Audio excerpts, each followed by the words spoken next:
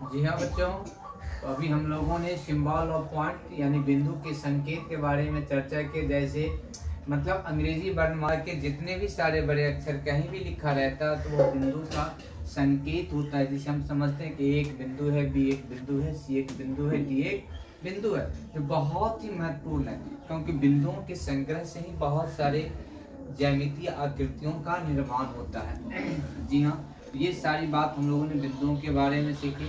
इसकी दूसरी पॉइंट हम लोग लेके चलते हैं ग्रुप, जिसे कहा जाता है लाइन। जिसे कहा जाता है लाइन। लाइन मतलब होता है रेखा।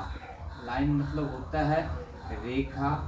आप लोगों से गुजारिश है बच्चों कि प्रत्येक शब्द का जो अंग्रेजी टर्मोलॉजी है उसे निश्चित रूप से याद रखिए। रेखा, तो रेखा हम लोग किसे कहते हैं, पहले थोड़ी सी कुछ बात इनके बारे में समझ लेते हैं कि रेखा एक ऐसा ज्यामितीय आकृति होता है जिसके दोनों तरफ एरो का चिन्ह लगा रहता है, या जिसे हम अनंत रूप से आगे और पीछे बढ़ा सकते हैं, वह रेखा कहलाता है। जैसे इसे हम लिख सकते हैं, परिभाषित कर सकते हैं, वैसा ज्यामितीय आकृति,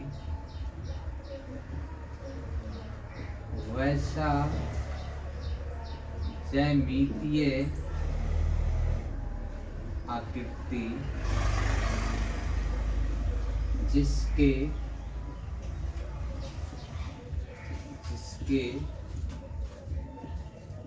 दोनों ओर तीर का निशान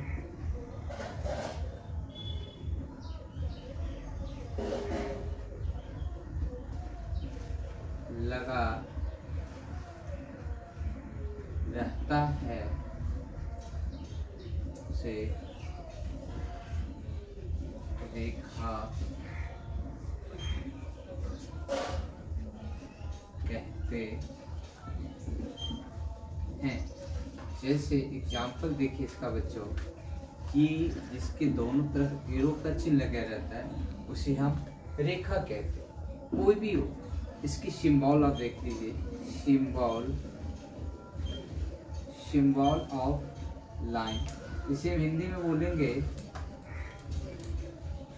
रेखा का संकेत।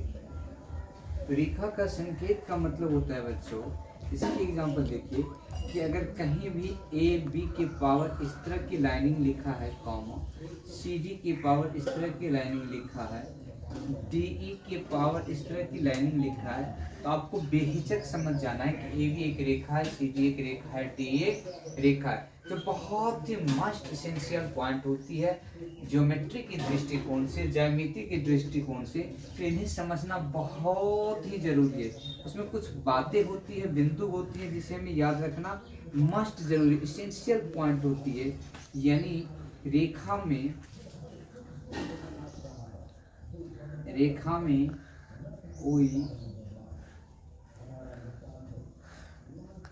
अंत बिंदु नहीं होते हैं। इसको निश्चित रूप से याद रखिएगा बच्चों, आपके एकेडमिक में भी और कॉम्पिटिटिव एग्जाम में भी पूछा जाता है कि रेखा में अंत बिंदु कितने होते हैं। तो याद रखिएगा, रेखा में कोई अंत बिंदु नहीं होते हैं। जी हाँ, थैंक यू सो मच।